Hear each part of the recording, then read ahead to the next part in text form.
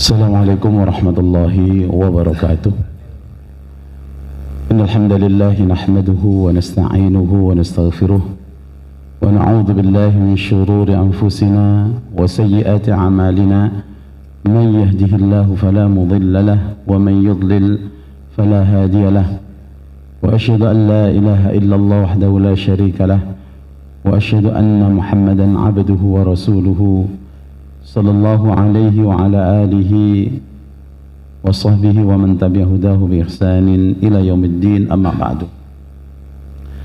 Fa ya ikhwatal iman, azani Allah wa iyyakum ajma'in, usikum wa nafsi bi taqwallahi azza wa jalla, faqad faza al-muttaqun. Thumma qala Allah ta'ala fi kitabihil karim fi surati an-nisa al-ayah 122. A'udzu billahi minasyaitonir rajim. وَالَّذِينَ آمَنُوا وَعَمِلُوا الصَّالِحَاتِ سَنُدْخِلُهُمْ جَنَّاتٍ تَجْرِي مِنْ تَحْتِهَا الْأَنْهَارُ خَالِدِينَ فِيهَا أَبَدًا وَعْدَ اللَّهِ حَقًّا وَمَنْ أَصْدَقُ مِنَ اللَّهِ قِيلًا.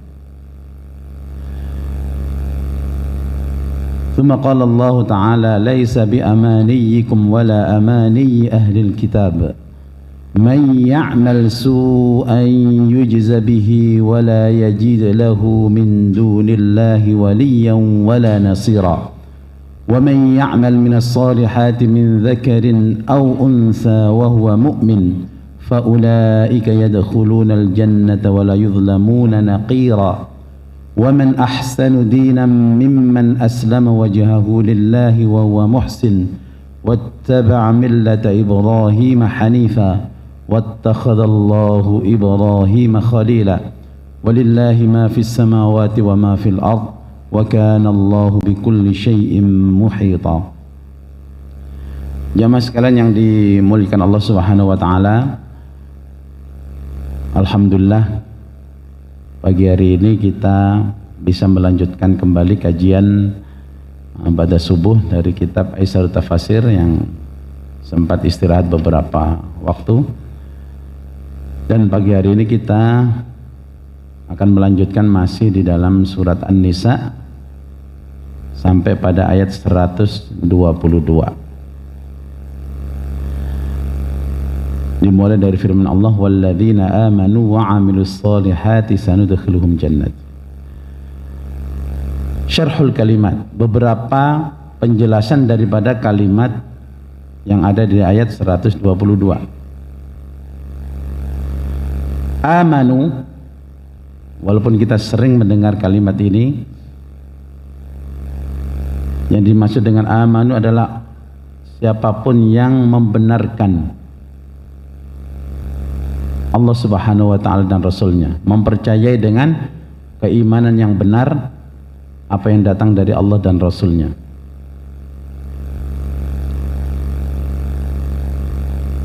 Wa amilus solihat, mengerjakan as-solihat. Sesuatu itu dinamakan as-solihat kalau solihat itu isinya adalah ketaatan kepada Allah dan Rasulnya. Karena setiap ketaatan kepada Allah dan Rasulnya itulah yang dinamakan amal soleh. Ya. Kemudian kalimat berikutnya, waman asdaqu minallahi qila. Kalimat qila ay qawlan, artinya siapa yang lebih bisa dipercaya janjinya, perkataannya daripada Allah Subhanahu wa ta'ala. Tentu pertanyaan yang bukan untuk dijawab, tapi pertanyaan yang menjelaskan bahwasanya tidak ada yang lebih bisa dipercaya janjinya daripada janji Allah Subhanahu wa ta'ala. Makna al-kalimat atau makna al-ayat al-karimah, tafsiran daripada ayat 122. Qala al-imam Abu Bakar al-Jazairi rahimahullahu ta'ala, tatkala Allah Subhanahu wa ta'ala menjelaskan pada ayat sebelumnya tentang balasan orang-orang musyrik, balasan perbuatan kesyirikan, Orang syirik itu bukan berarti orang yang tidak beribadah, tapi orang yang beribadah tidak disertai dengan tauhid. Ada orang yang beribadah tidak disertai dengan tauhid, itulah orang-orang musyrik. Maka ibadah itu harus bersamaan dengan tauhid, seperti sholat dengan toharah. Jadi kalau kita tadi sholat nggak pakai bersuci, tidak pakai wudhu, sah nggak sholatnya? Tidak sah. Begitu juga ibadah. Ibadah kalau tidak dibarengi dengan tauhid maka tidak sah, maka itu dikatakan syirik. Pembahasannya kemarin kan sesungguhnya Allah tidak mengampuni dosa syirik. Kalau tidak bertaubat tidak akan diampuni oleh Allah. Jadi tatkala Allah Subhanahu wa taala menyebutkan tentang balasan kesyirikan dan orang-orang yang musyrik, yang beribadah kepada selain Allah,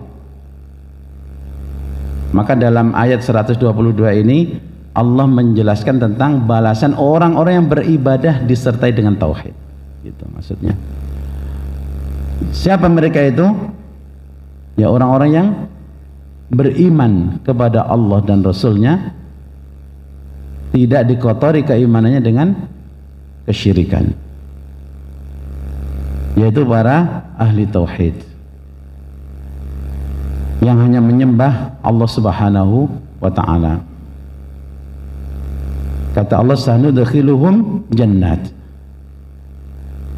maka kami akan memasukkan mereka setelah kematian mereka, setelah menjalani alam barzah kemudian menuju alam akhirat.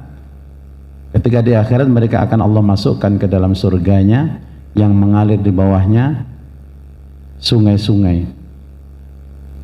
Artinya mengalir di bawah istana-istana surga itu sungai. Dan juga terdapat pohon-pohon yang di situ dialiri sungai di sekelilingnya. Sangat indah sekali ya. Wa anna khuludahum muqaddarun fiha biidnillahi rabbihim, dan bahwasanya mereka semuanya akan kekal di dalam surganya Allah Subhanahu wa ta'ala. Dan ini dengan takdir Allah, kehendak Allah Subhanahu wa ta'ala.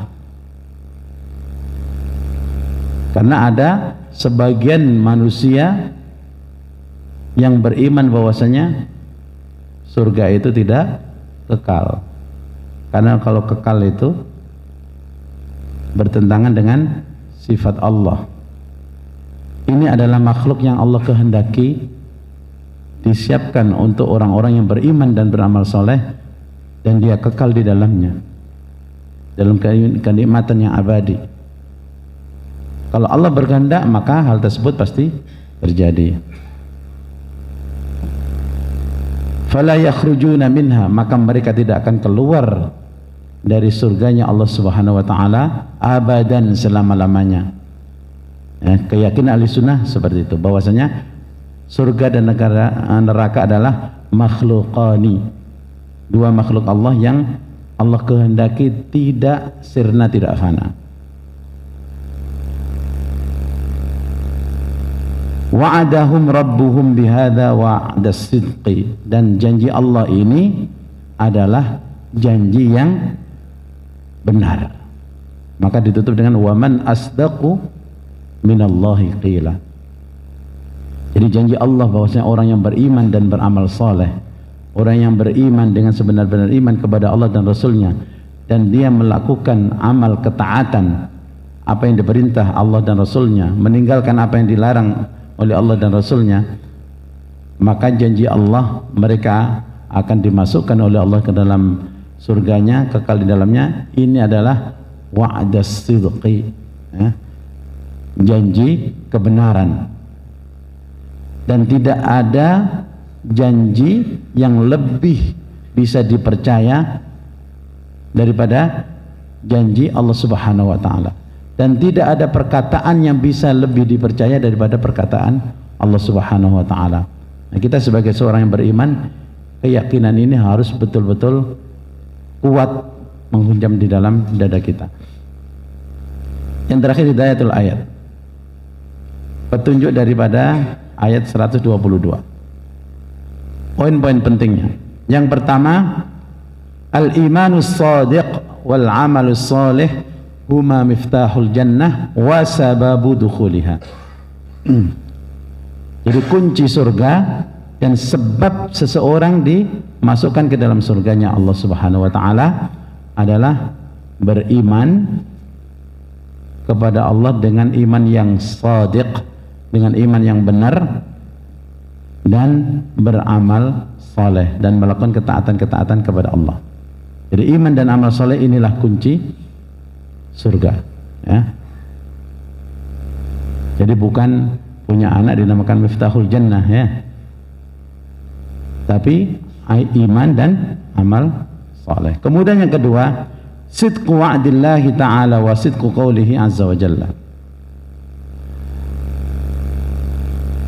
Benarnya janji Allah dan benarnya semua perkataan Allah, firman Allah Subhanahu wa taala yang Allah jelaskan dalam Al-Qur'an, semuanya tidak ada sedikit pun keraguan, ya.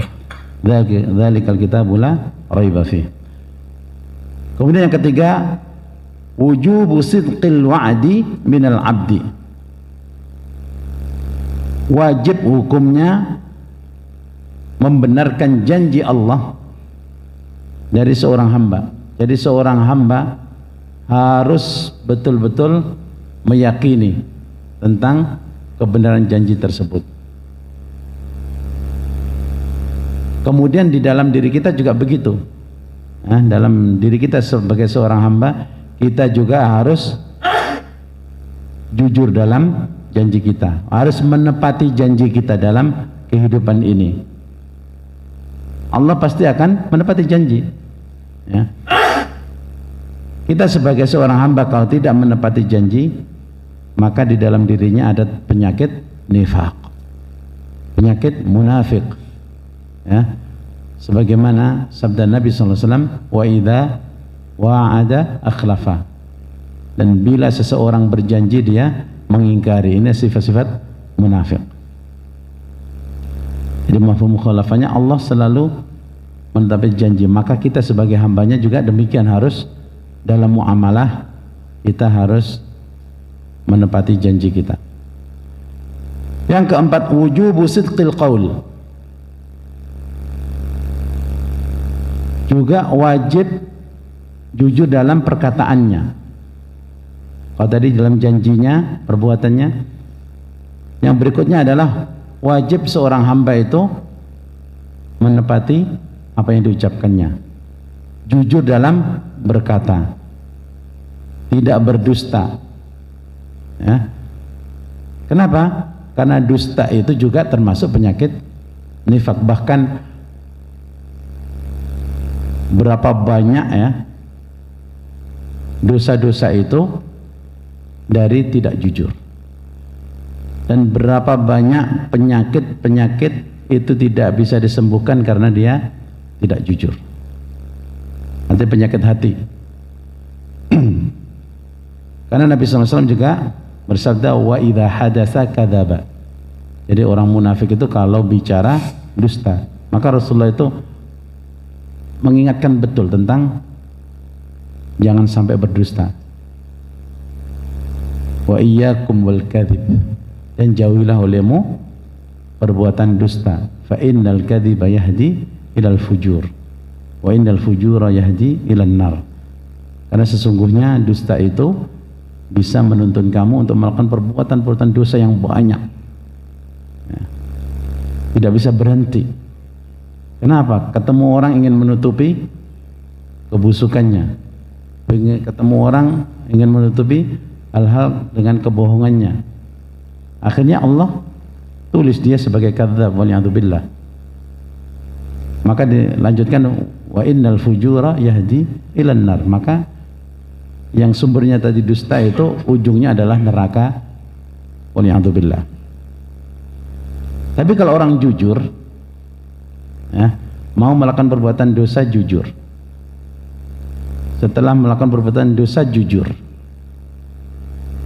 Itu banyak sekali sahabat-sahabat Nabi kemudian mendapatkan kemuliaan yang luar biasa. Salah satunya adalah seorang pemuda yang ingin berzina, datang kepada Nabi, "Ya Rasulullah, izinkan saya berzina." Tidak mudah orang ngomong seperti itu, tapi Rasulullah tidak mana. Orang ini jujur, ingin berbuat dosa,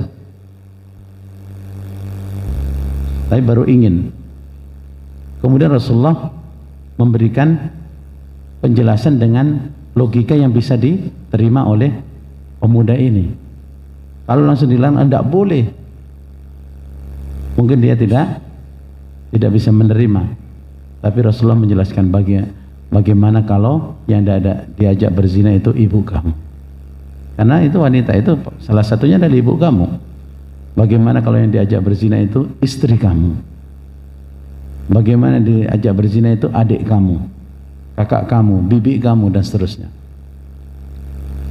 Maka tidak seorang pun akan rela kalau ibunya diajak zina orang lain, adik perempuannya diajak zina orang lain, pasti tidak akan ridho. Begitu juga yang ketika kamu minta izin berzina. Maka pemuda ini minta supaya didoakan, kemudian didoakan, diusap dadanya, kemudian dia tidak berpikir lagi untuk berbuat zina. Ini yang orang yang ingin melakukan kesalahan bertanya, maka diarahkan. Begitu juga pada zaman Nabi sudah melakukan kesalahan seperti yang dilakukan oleh Ka'ab, Hilal, dan Murrah yang tidak ikut perang Tabuk pada waktu itu diwajibkan. Ya. Ketika Rasulullah pulang dengan membawa kemenangan, seluruh orang-orang munafik itu datang kepada Nabi yang tidak ikut perang dan memberikan alasan-alasan bohongnya. Semuanya diterima alasannya. Perhatikan ini. Bisa jadi Rasulullah tahu dengan diberitahu oleh Allah orang-orang munafik ini, tapi Rasulullah tetap menghukumi secara zahir. Ya, itulah hukum di dunia ini, hukum secara zahir gitu.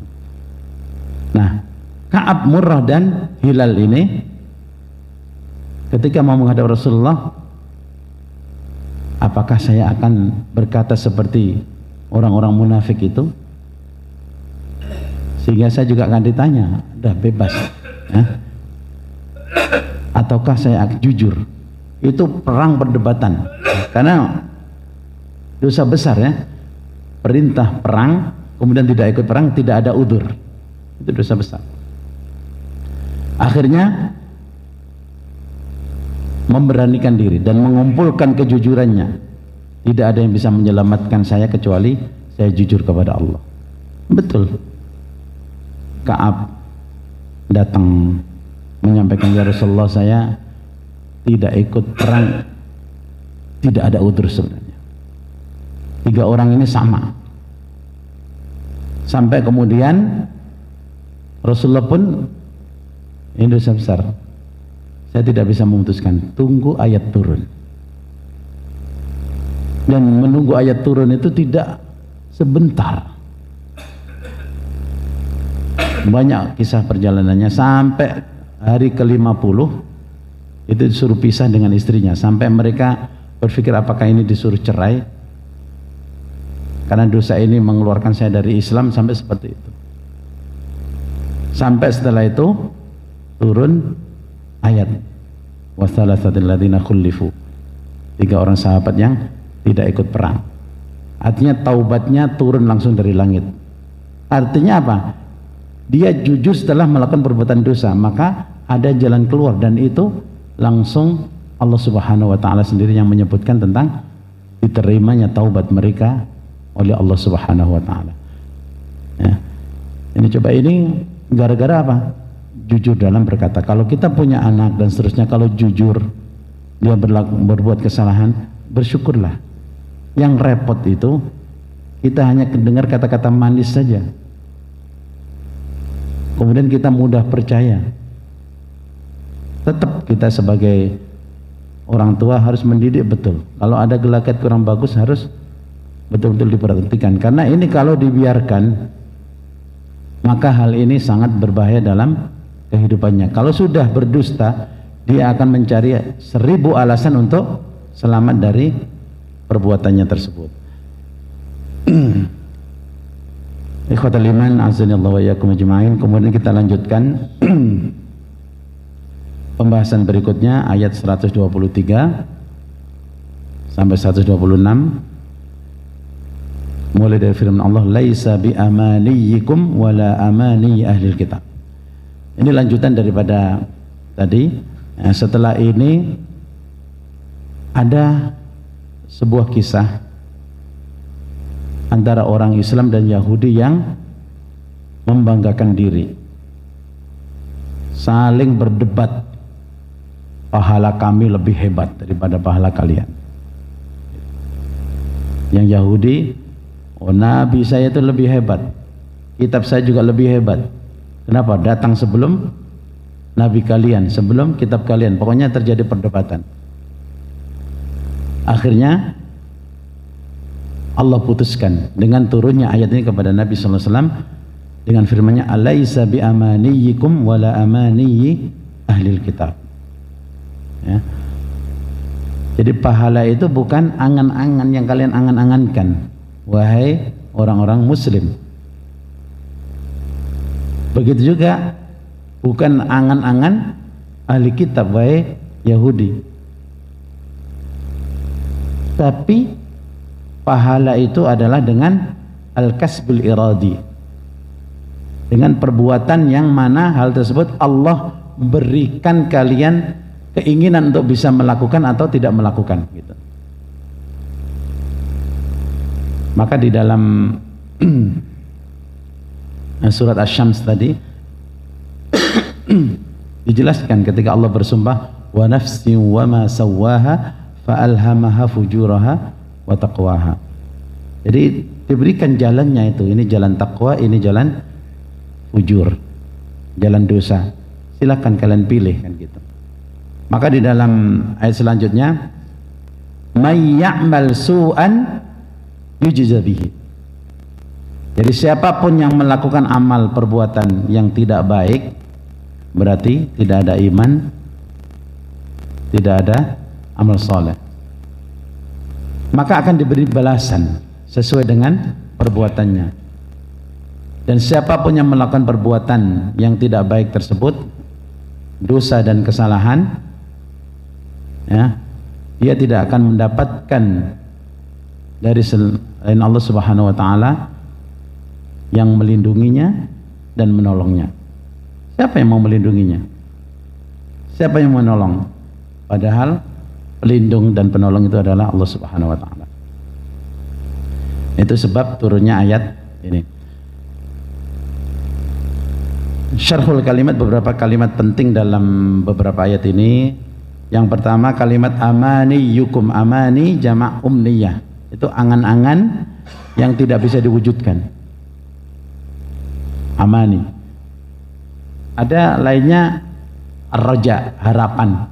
Kalau harapan itu sesuatu yang bisa diwujudkan, maka jangan kita berangan-angan saja, ya, seperti yang dilakukan ahlul kitab. Wa qalu lan yadkhulal jannata illa man kana hudan aw nasara tilka amani. Itu hanya angan-angan saja gitu. Sekali lagi, angan-angan itu sesuatu yang tidak bisa diwujudkan, hanya angan-angan, dan agama bukan dengan angan-angan. Ahlul kitab maksudnya Yahudi dan Nasara. Kullu ma yusi'u minadz-dzunub wal khataya. Pokoknya segala sesuatu yang menjadikan hal tersebut yusi'u, buruk, baik itu akibat perbuatan dosa ataupun kesalahan-kesalahan. Waliyan, wali adalah alladzi yatawalla amrahu fayadfa'u anhu 'anil makruh. Artinya pelindung, ya, yang melindungi dari segala hal yang bisa membahayakan dia, itu wali. Berikutnya wala yudlamuna naqira. Kalimat naqira ini berkaitan dengan siapapun yang melakukan amal soleh baik dari laki atau perempuan, maka mereka akan dimasukkan oleh Allah ke dalam surganya dan tidak akan dizalimi walaupun seberat nakir. Kalimat nakir, kalau kita puasa kan biasanya takjilnya makan apa? Kurma ya. Antara daging kurma dengan biji kurma ada apa itu? Ada selaput putih, itu namanya nakir ya, namanya nakir. Nah, Allah tidak akan menzalimi walaupun seberat itu. Ini nggak ada beratnya itu ya, 1 gram juga nggak ada kan gitu. Berikutnya, wattaba'a millata Ibrahim hanifa. Millata Ibrahim, kalau kita setiap pagi zikir pagi, asbahna ala fitratil Islam wa ala kalimatil ikhlas wa ala din nabiyina Muhammadin sallallahu alaihi wasallam wa ala millati Ibrahim hanifa muslima wa ma kana minal musyrikin. Kalimat millata Ibrahim itulah al-hanifiyah, artinya kamu beribadah kepada Allah Subhanahu wa taala tidak mensekutukannya, itu millata Ibrahim. Berarti sama dengan fitratul Islam. Iya ya. Jadi al-hanifiyah itu beribadah kepada Allah tidak mensekutukan, maka dikatakan ibadatullahi wahdah la syarika lahu bima syara'ahu Allah taala. Sedangkan syariat ya sesuai dengan zamannya di nabinya, karena kita umat Nabi SAW, maka syariatnya adalah syariat Nabi SAW. Berikutnya khalila, wattakhadallahu Ibrahim khalila, dan Allah menjadikan Nabi Ibrahim sebagai khalil. Ada 2 Khalilur Rahman, yaitu Nabi kita SAW dan Nabiullah Ibrahim. Kalau khalil itu sering diartikan kekasih gitu kan. Yang dimaksud khalil itu al-muhibbul ladzi yatakhallala hubbuhu masalika nafsi wa huwa akbaru minal habib. Jadi lebih tinggi derajatnya daripada orang yang dicintai ya.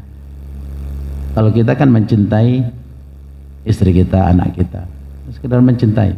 Tapi kalau khalil itu tingkatannya lebih tinggi daripada habib. Wa kana Allahu bikulli syai'in muhita. Kalimat yang terakhir adalah muhita, ay ilman wa qudratan.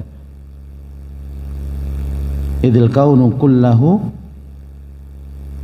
tahta qahrihi wa madari bi qudratihi wa ilmihi. Jadi Allah Subhanahu wa taala itu meliputi segala sesuatu, karena di situ Allah tahu ya, sekecil apapun. Maka muhit, baik secara ilmu ataupun secara kekuasaannya. Ada orang tahu tapi tidak kuasa, tidak mampu apa-apa, maka tidak dikatakan muhit. Tapi kalau dikatakan muhit, maka dia maha tahu dan maha kuasa atas segala sesuatu. Semua yang berada di bawahnya dalam kekuasaannya dan dalam pengetahuannya, dan tidak ada satupun yang bisa luput dari pengawasan Allah Subhanahu wa taala. Mana ayat? Kemudian makna ayat 123 dan seterusnya. Jadi sekali lagi, ini dulu ada perdebatan antara seorang Yahudi dan seorang Muslim yang mengklaim dirinya bahwasanya pahala saya lebih baik sesuai dengan angan-angan mereka. Maka dikatakan laisa bi amaniyikum, pahala itu tidak demikian wahai orang-orang Muslim, bukan dengan angan-angan kalian. Wala amani ahlil kitab, dan juga bukan dengan angan-angan ahlu kitab dari Yahudi atau Nasrani ya. Jadi sekali lagi, masalah ini bukan dengan angan. Wa innamal amru wasya'nu fi hadhil qadhiyah annahu sunnatullah, bahwasanya dalam hal ini, dalam masalah ini adalah sunnatullah, artinya keputusan Allah Subhanahu wa taala. Dalam hal apa? Fi ta'thiril kasbi al-iradi. Jadi inilah yang dinilai oleh Allah Subhanahu wa taala. Apa itu? Al-kasbul iradi, al-amal al-masyi'i. Jadi perbuatan-perbuatan yang Allah Subhanahu wa taala memang berikan kepada manusia itu keinginan untuk melakukan hal tersebut. Ya. Ada yang ingin apa? Membersihkan jiwanya. Kan gitu. Qad aflaha man zakkaha wa qad khaba man dassaha. Jadi bagaimana keinginan dia untuk membersihkan jiwanya atau mengotori jiwanya? Maka Allah Subhanahu wa taala menyebutkan dua-duanya. May ya'mal su'an yujza bihi. Nah, maka barang siapa berbuat keburukan, berbuat kesalahan, berbuat dosa, baik itu dosa yang paling besar yaitu kesyirikan atau dosa-dosa yang lainnya, maka hal tersebut akan diberikan balasan. Begitu juga orang yang melakukan amal soleh, tentunya ibadah yang disertai dengan ketauhidan, ketaatan, maka semuanya akan diberikan balasan sesuai dengan perbuatan tersebut. Fasu'u yukhbithun nafs. Maka perbuatan-perbuatan buruk itu mengotori jiwa seseorang. Fayuhrimuha min mujawaratil abrar. Maka dia diharamkan oleh Allah nanti bersama orang-orang mujawarah, bertetanggaan dengan orang-orang yang baik. Sedangkan tauhid dan amal soleh, maka itu adalah amal yang bisa membersihkan jiwa kita. Maka dia memang dipersiapkan oleh Allah Subhanahu wa taala, dan pelakunya memang mempersiapkan diri mereka untuk bersama-sama orang-orang yang baik daripada para nabi, para syuhada, dan orang-orang yang soleh, dan menjauhkan dirinya dari nanti bersama orang-orang yang fujar, orang-orang yang melakukan banyak dosa. Kemudian di ujung ayat tersebut ini menjadi pemikiran kita, jadi renungan kita, tadabbur kita.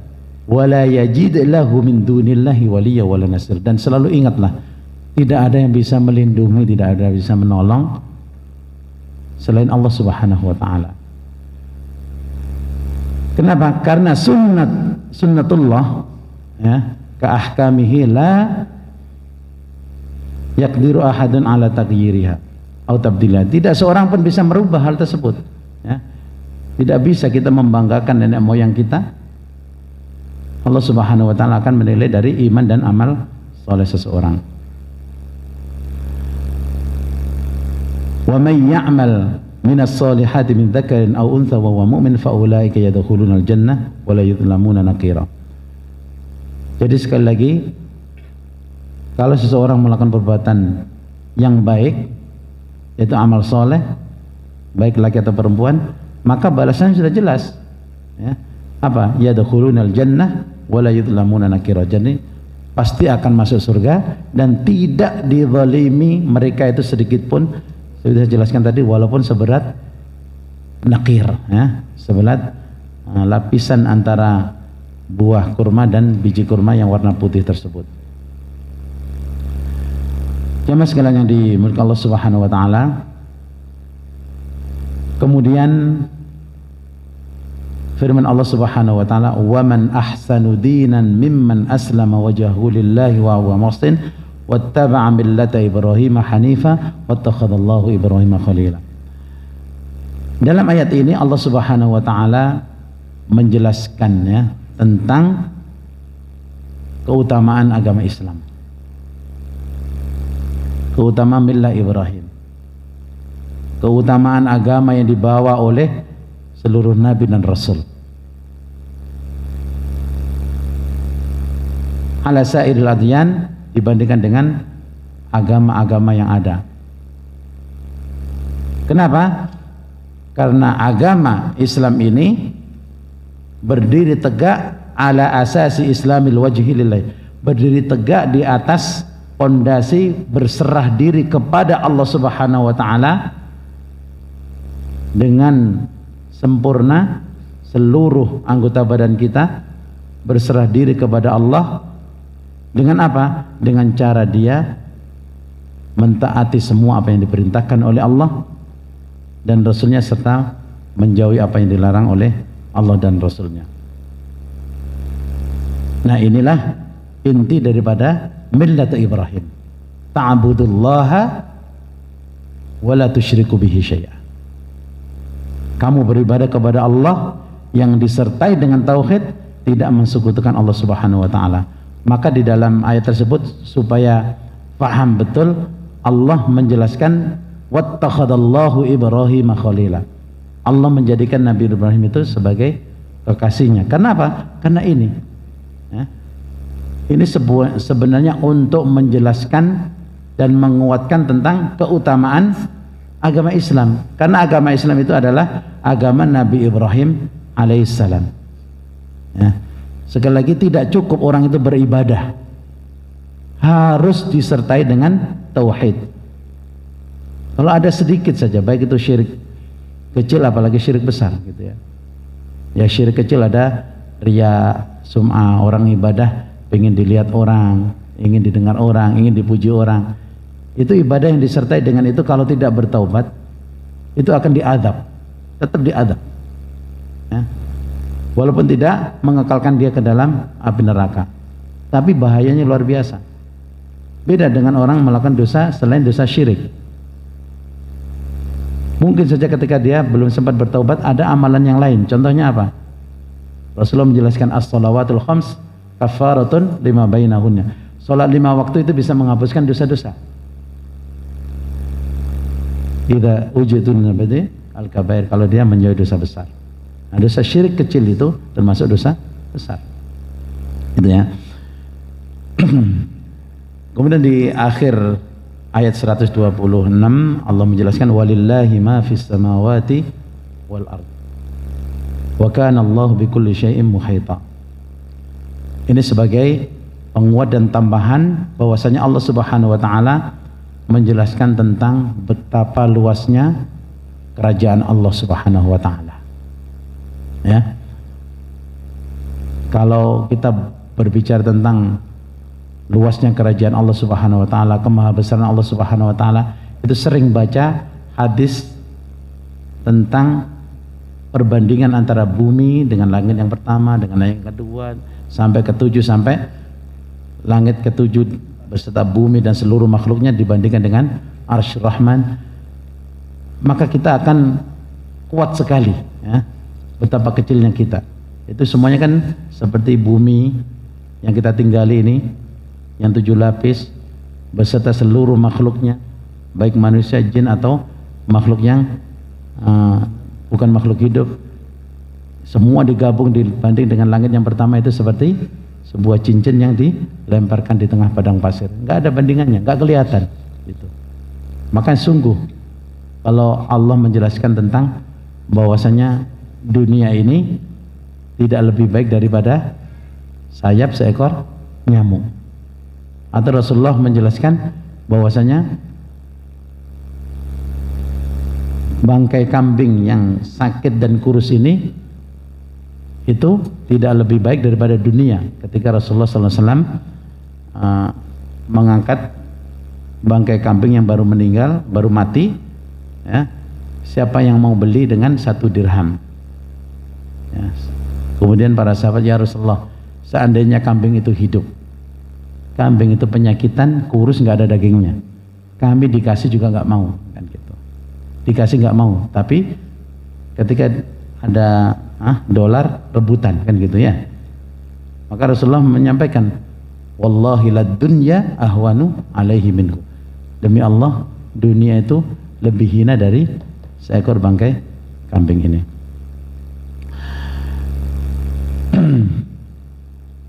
Walillahi ma fis samawati wa ma fil ardh wa kana Allahu bikulli syai'in muhita. Jadi menjelaskan tentang kerajaan Allah Subhanahu wa taala ya. Dan tentunya ini menjelaskan tentang keutamaan Allah Subhanahu wa taala. Maka Allah Subhanahu wa taala ketika mengangkat Nabiullah Ibrahim sebagai kekasihnya, kemudian juga Rasulullah, dalam ayat ini Allah menjelaskan wattakhadallahu Ibrahima khalila. Maka Allah Subhanahu wa taala memberitahu kepada kita semuanya itu milik Allah, baik yang ada di langit, tadi sedikit sudah jelaskan tentang kebesaran Allah, apalagi yang di bumi yang kecilnya seperti itu. Ini semuanya adalah milik Allah Subhanahu wa ta'ala, dan Nabi Ibrahim itu adalah bagian dari makhluk itu. Nah, tapi Allah angkat dia sebagai derajat khullah. Kenapa? Karena kebersihan, kesucian ibadah Nabiullah Ibrahim yang tidak disertai kesyirikan sama sekali. Maka di situ sampai diabadikan millah Ibrahim, artinya adalah ta'budullaha wa la tusyriku bihi syai'a. Hidayatul ayat yang terakhir, kita ambil poin-poin penting dari pembahasan ayat yang kedua. Yang pertama, mengingatkan kembali ya, ma indallahi la yunalu bitamanni. Jadi apa yang ada di sisi Allah itu tidak bisa didapat dengan hanya angan-angan saja. Oh, saya ingin begini, tapi nggak melakukan. Oh, nanti kalau saya tua baru rajin ke masjid, tidak bisa begitu. Ya, tidak bisa dengan angan-angan. Walakin, akan tapi apa yang ada di sisi Allah, baik pahala, kenikmatan dan seterusnya, itu bisa diperoleh bil imani wal amalis saleh, dengan iman dan amal saleh, atau dengan kata lain dengan takwa, bersabar serta berbuat kebaikan. Yang kedua, al jaza'u asarun tabi'iyyun lil amal. Jadi balasan itu sebenarnya ya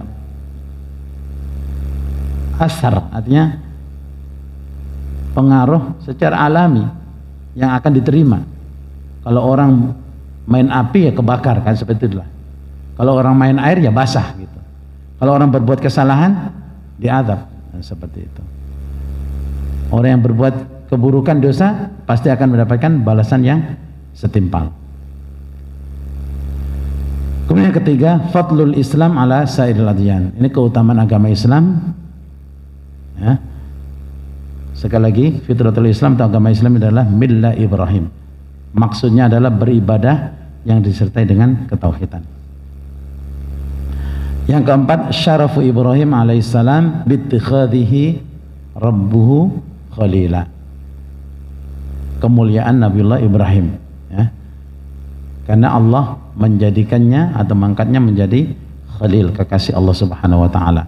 Dan tentunya ini kenapa gitu ya. Nah, itulah yang harus kita ikuti.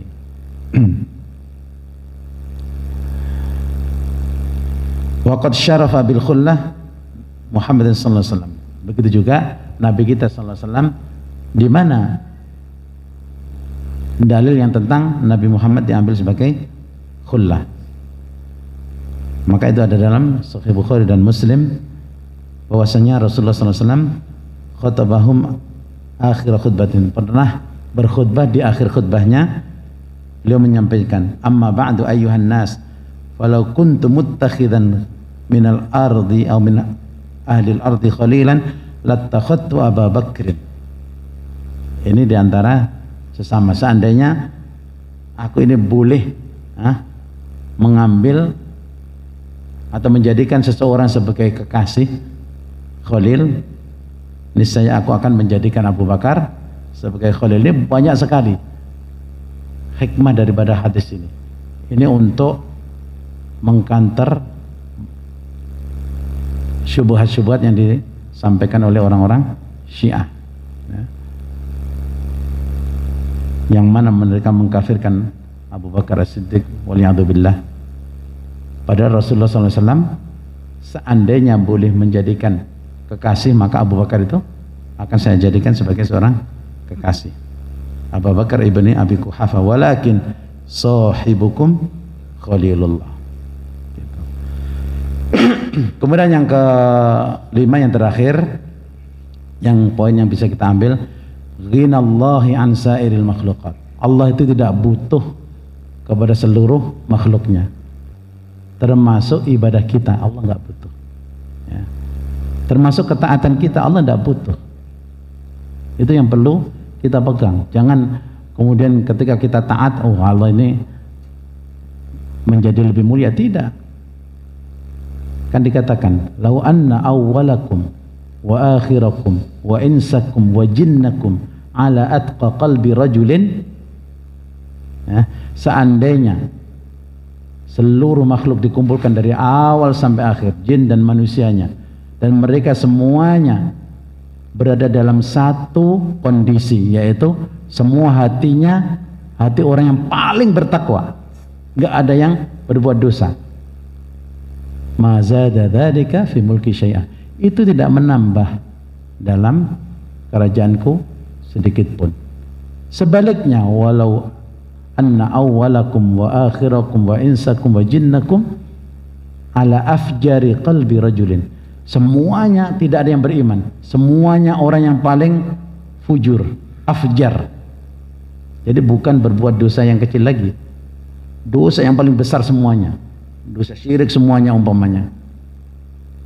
Ma naqasa dzalika min mulki syai'an, tidak mengurangi sedikit pun kekuasaanku atau kerajaanku. Jadi sekali lagi, Allah tidak butuh kita semuanya. Ketaatan kita tidak dibutuhkan oleh Allah. Akan tapi waftiqaru sa'iri makhluqatihi ilaihi, akan tapi kebutuhan seluruh makhluknya kepada Allah Subhanahu wa taala. Kita taat ini karena kita butuh untuk diri kita. Gitu ya. Kita menjauhi maksiat karena kita butuh untuk menjauhi maksiat. Ikhwatal iman, mudah-mudahan kita semuanya selalu menjadi Abdul Ghani, hambanya Allah Subhanahu wa taala yang tidak butuh kita, tapi kita lah yang memang butuh Allah Subhanahu wa taala. Kita yang butuh terhadap taufik dan rahmat Allah Subhanahu wa taala. Karena kalau kita tidak ada taufik, tidak ada rahmat Allah, kita tidak hadir di sini. Ya. Maka ketika Rasulullah menjelaskan tentang bahwasanya manusia itu tidak akan masuk surga hanya sebab amalnya saja, tapi dengan rahmat Allah. Dan rahmat Allah, taufik Allah itu Allah berikan sejak kapan? Sejak kita memeluk agama Islam, kemudian Allah berikan taufiknya kita bisa melakukan amal-amal soleh, ya. Kita bisa ke masjid, kita bisa sholat jamaah, kita bisa memperbanyak perbuatan baik. Itu bukan karena diri kita saja, ya, tapi itu karena taufik Allah Subhanahu wa taala. Maka sekali lagi, petunjuk itu harus kita minta. Maka dalam sholat itu minimal 17 kali itu kita selalu minta kepada Allah, ihdinas siratal mustaqim, dan itu yang diajarkan, ya. Maka sekali lagi, kita nggak boleh makan diri ketika kita menjadi orang yang baik itu semata dari kalian, tidak. Itu semuanya taufik dari Allah Subhanahu wa taala. Mudah-mudahan kita nanti dimasukkan oleh Allah Subhanahu wa taala dalam surganya, termasuk orang-orang yang selalu berkumpul dengan orang-orang yang baik. Mungkin ini yang bisa saya sampaikan. Aku qouli hadza wa astaghfirullah li wa lakum wa sallallahu ala nabiyyina Muhammadin wa ala alihi wasallam. Wassalamu alaikum warahmatullahi wabarakatuh.